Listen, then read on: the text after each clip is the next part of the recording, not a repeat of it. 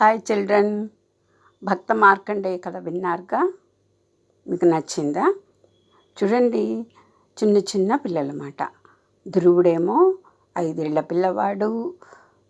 తండ్రి ఒళ్ళో కూర్చోబెట్టుకోలేదని విష్ణువుని తపస్సు చేసి ధ్రువమండలానికి అధిపతిగా అయ్యాడనమాట. అంత గొప్ప పదవిని పొందాడు. మరి మార్కండేయుడు 16 ఏళ్ల వయసులో తన మృత్యువుని జయించి పరమేశ్వరుని మెప్పించి చిరంజీవిగా అయ్యాడనమాట. అసలు మరణాన్నే జయించాడు. ఇవాళ మీకు నేను భక్త ప్రహ్లాద కథ చెప్పబోతున్నాను. ప్రహ్లాదుడు కూడా విష్ణు భక్తుడేమాట. ఎవరి కొడుకు? హిరణ్యాక్షుడు, హిరణ్యకశిపుడు అని 2 అన్నదమ్ములు. అయితే వీళ్ళు రాక్షసులు. హిరణ్యాక్షుడు భూమిని చుట్టేసేసి ఆ గోళాన్ని తీసుకుపోయి సముద్రంలో దాచేసేసాడంట. విసిరివేశాడనమాట తన బలంతో. విసిరివేసి దాచిపెట్టేసేసరికి ఇంకా ఆ భూమాత ఆ సముద్రం అడుక్కి వెళ్ళిపోయింది కదా.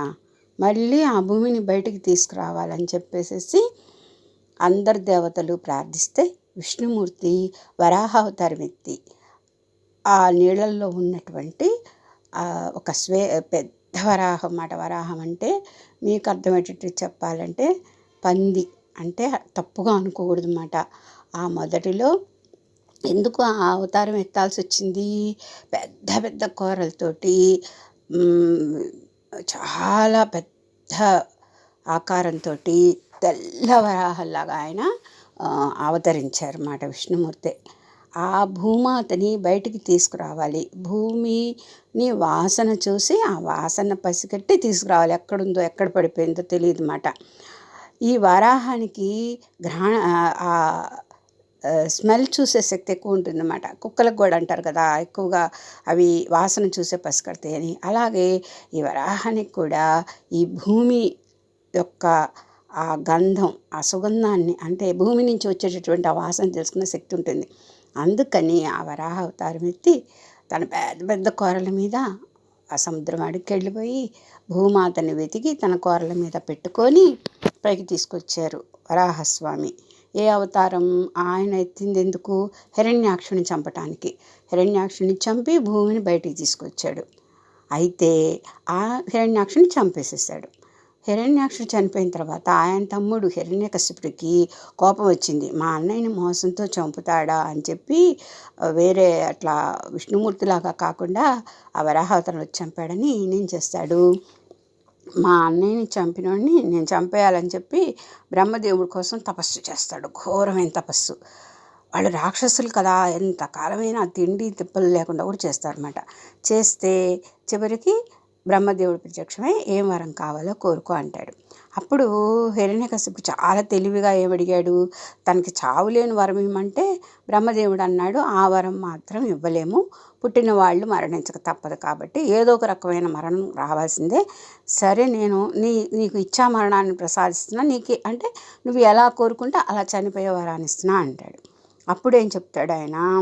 అయితే నేను ఏ ఒక్క ప్రాణి వల్ల చనిపోకూడదు, అలాగే ఆ సంధ్యా సమయం కాదు, ఉదయం కాదు, అట్లా 2 కాలాలకి ఏ కాలంలోనూ కూడా నేను చనిపోకూడదు. అంటే పొద్దున, మధ్యాహ్నం, సాయంత్రం అలాంటి సమయాల్లో నేను చనిపోకూడదు. ఏ ఆయుధాల చేత చనిపోకూడదు. ఇట్లా రకరకాల కోరికలు కోరుతాడనమాట. అలాగే భూమి మీద, ఆకాశంలో, నీళ్ళల్లో అలా మరణించకూడదు. అట్లా నాకు వరం ఇవ్వండి అని అడుగుతాడు. అంటే ఏం చేస్తాడు బ్రహ్మదేవుడు? తదాస్తు అంటాడనమాట.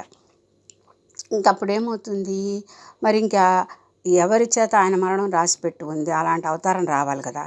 ఇప్పుడు ఏం జరుగుతుందంటే ఆయన భార్య, హిరణ్యకశిపుడు భార్య లీలావతి, ఆమె గర్భవతిగా ఉంటుంది.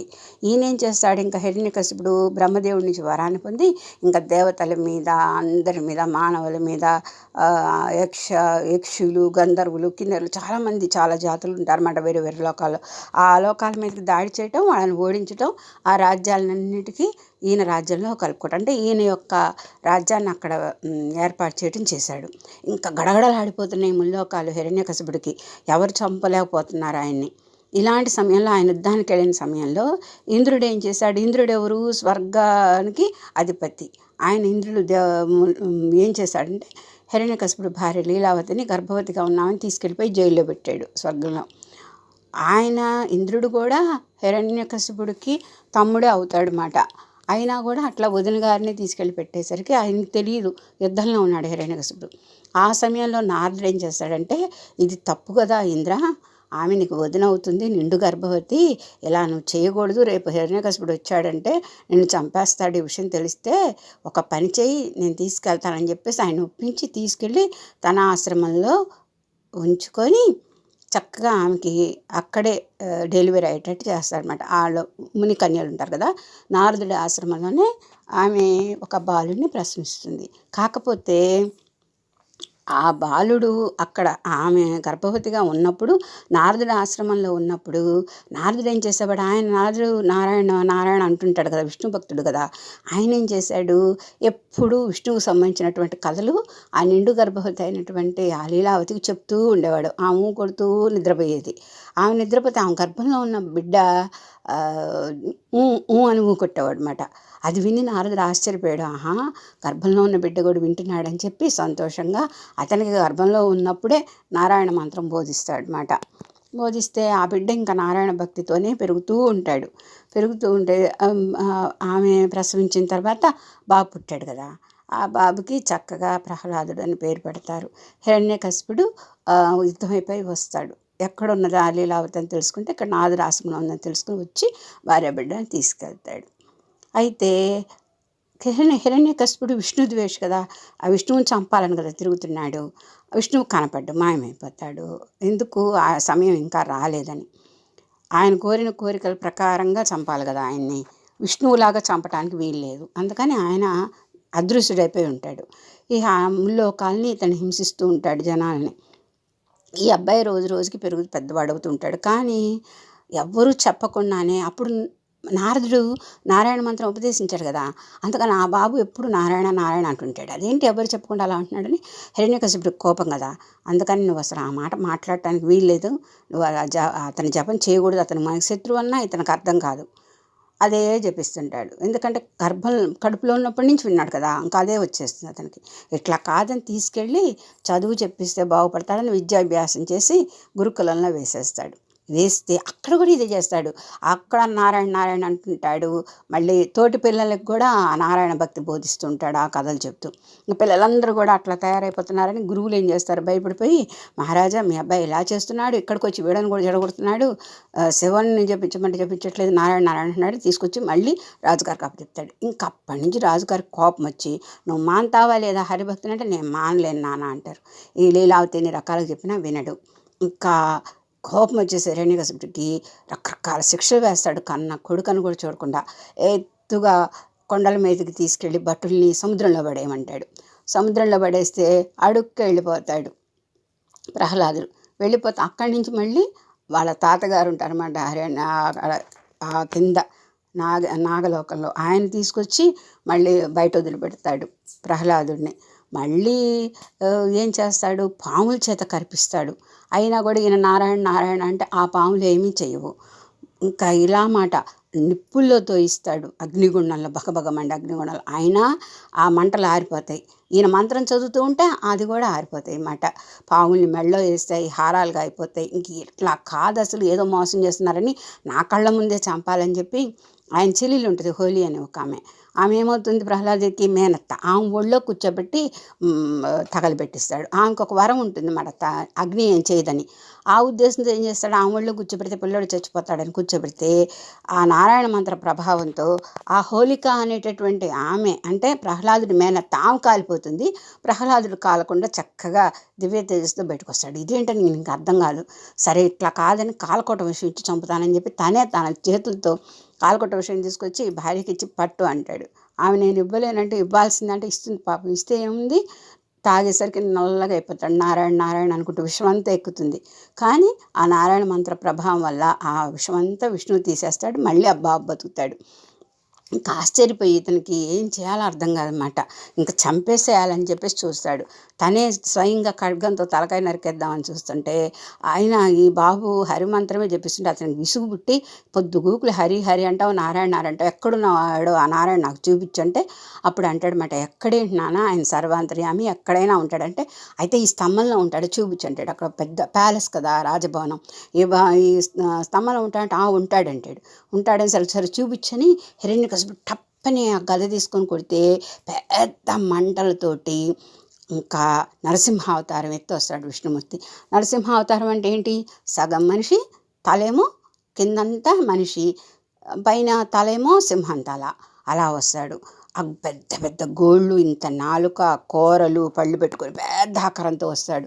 వచ్చి హిరణ్యకశిపుడిని ఇలా పట్టేసుకుంటాడు. ఆ గోళ్ళతో పట్టేసుకునేసరికి ఇంకా అతను ఏం చేయలేకపోతాడు, గద పడిపోతుంది. అంత భీకరమైన ఆకారాన్ని చూసి ఆయనలో ఉన్నటువంటి శక్తి అంతా తగ్గిపోతుంది అన్నమాట.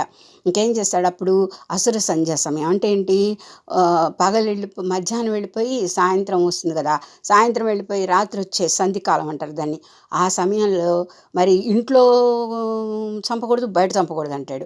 అందుకని ఏం చేస్తాడు, గడప మీద కూర్చొని మరి నేల మీద ఆకాశంలో నీటి మీద చంపకూడదు అన్నాడు కదా, అందుకని తన తొడలు పెద్దవి చేసేసి పెద్ద ఆకారంతో వచ్చాడు కదా, తన తొడల మీద ఇలా పడుకోబెట్టుకొని ఆయుధాలతో చంపకూడదు అన్నాడుగా, అందుకని తన గోళ్ళతో చీల్చి పొట్ట ఆ పేగులన్నీ చీల్చేసి గుండెని చీల్చేసి ఘోరంగా చంపుతాడు అన్నమాట. చంపేసరికి ఇంక ఈ ప్రహ్లాదుడు ఎంత చూస్తుంటే గడగడ వణికిపోతూ ఉంటాడు. అలా చంపిన తర్వాత ఇంకా చచ్చిపోతాడు హిరణ్యకశిపుడు. అతను కోరుకున్న వరం ప్రకారమే అతను చంపుతాడు విష్ణుమూర్తి. ఇంకా ఆయన్ని శాంతింప చేయడానికి ప్రహ్లాదుడు స్తోత్రాలు చేస్తాడు. దేవతలు అందరూ వచ్చి స్తోత్రాలు చేస్తే కూడా ఆయన శాంతించడమాట. అక్కడి నుంచి వెళ్ళిపోతాడు. అది మళ్ళీ ఇంకొక కథ ఉందన్నమాట. అయితే ఇంకా అవతారం అందుకోసం ఎత్తాడు ఆయన నరసింహ అవతారం. ప్రహ్లాదుడిని ఆశీర్వదించి పట్టాభిషేకం చేయమని చెప్పి తన చేతులతో బ్రహ్మ వీళ్ళందరూ ఉంటారు కదా, అందరు కలిసి ప్రహ్లాదుడికి రాజ్యానికి యువరాజుగా అభిషేకం చేసి వాళ్ళందరూ మాయమైపోతారన్నమాట. విష్ణువు కూడా నరసింహ అవతారంలో ఆశీర్వదించి అక్కడి నుంచి ఇంకా ఆ కోపం తగ్గక అడవుల్లోకి వెళ్ళిపోతాడు. చూడండి, ఇంత చిన్న బాబు ఎంత శక్తో, ఆ భక్తి అనేది అంత శక్తిని ఇస్తుంది అన్నమాట. ఆయన అంత నమ్ముకున్నాడు కాబట్టి ఆ బిడ్డని రక్షించటానికి, ఒక దుష్టుడైన రాక్షసుని చంపటానికి, అతడు కోరుకున్న విధంగానే మృత్యువుని అతను గీయటానికి నరసింహావతారం ఎత్తి విష్ణుమూర్తి వచ్చాడనమాట. అది నరసింహావతారం కథ. అదే భక్త ప్రహ్లాద కథ. చూడండి పిల్లలు, చిన్నప్పటి నుంచి సత్ప్రవర్తన, పెద్దల ఎడల వినయ విధేయతలు, తల్లిదండ్రుల ఎడల గౌరవము, తను నమ్మినటువంటి ఆ భగవంతుడిలా అనన్య భక్తి ఉండాలన్నమాట. ఇక్కడ ప్రహ్లాదుడికి తండ్రి ఎడల చాలా గౌరవం భక్తి ఉంది. తండ్రిగా ఆయన్ని చాలా గౌరవిస్తాడు, పాదాభివందనం చేస్తాడు. కానీ ఆయన నన్నే దేవుడిని అనాలి, నారాయణ అనకూడదంటే అది మాత్రం నేను ఒప్పుకోను, భగవంతుడు విష్ణువే, నువ్వు కాదని చెప్తాడు. అక్కడ కోపం వస్తుంది తండ్రి కొడుకుల మధ్య, అందుకు భేదాభిప్రాయం వస్తుంది అన్నమాట. అలా తండ్రికి కనువిప్పు కలిగించాలని చూస్తాడు. కానీ ఇంకా అవతారం అలా రావాలి, ఇతడిని అలా చంపాలి కాబట్టి చంపేస్తాడు. అందుకు కారణం ప్రహ్లాదుడు అవుతాడు. కానీ ప్రహ్లాదుడు చంపించలేదు కదా. ఇక్కడ ప్రహ్లాదుడు చేసిన మహోపకారం ఏంటంటే తండ్రికి నారాయణ యొక్క సాక్షాత్కారం చేశాడు. హిరణ్యకశిపుడు అదే అంటాడు, నువ్వు ఇప్పుడు నా నిజమైన కొడుకు అనిపించుకున్నావు, ఇంతకాలం నాకు ఆ నారాయణ ఎక్కడున్నాడు కనపడలేదు, ఇప్పుడు నీ వల్ల కనిపించాడురా అని మెచ్చుకుంటాడు అన్నమాట. అంటే అతను కారణం అయ్యాడు, అంతేకాని అతని భక్తి అనన్యం మాట. అంత చిన్నపిల్లవాడి కోసం సాక్షాత్తు విష్ణువు అలా దిగి వచ్చాడు అన్నమాట అతన్ని రక్షించటం కోసం. కాబట్టి ఎప్పుడు కూడా పెద్దల ఎడల, తల్లిదండ్రుల ఎడల గౌరవ మర్యాదలు ఉండాలి, ప్రేమ ఉండాలి. అలాగే అన్నిటికంటే మించి ఆ భగవంతుడి ఎడల మనకి ఏముండాలి, ఆ భగవంతుడి ఎడల ఎంతో అనన్యమైన భక్తి ఉండాలన్నమాట. అప్పుడు ఆయన రక్షిస్తాడు. అర్థమైంది కదా కదా, బాగుందా? మళ్ళీ ఇంకొక కథతో మీ దగ్గరికి వస్తాను. చిన్న చిన్న పిల్లల యొక్క కథలే ముందు చెప్తున్నాను అన్నమాట, మీకు సంతోషంగా ఉంటుందని. అంత చిన్నపిల్లలే ఇంత సాధన చేసి భగవంతుడిని మెప్పించారంటే మీకు చాలా బాగుంటుందని ముందు ఈ కథలు చెప్తున్నాను. తర్వాత ఇంకా చాలా కథలు చెప్పుకుందాం. ఓకేనా? Bye children, thank you.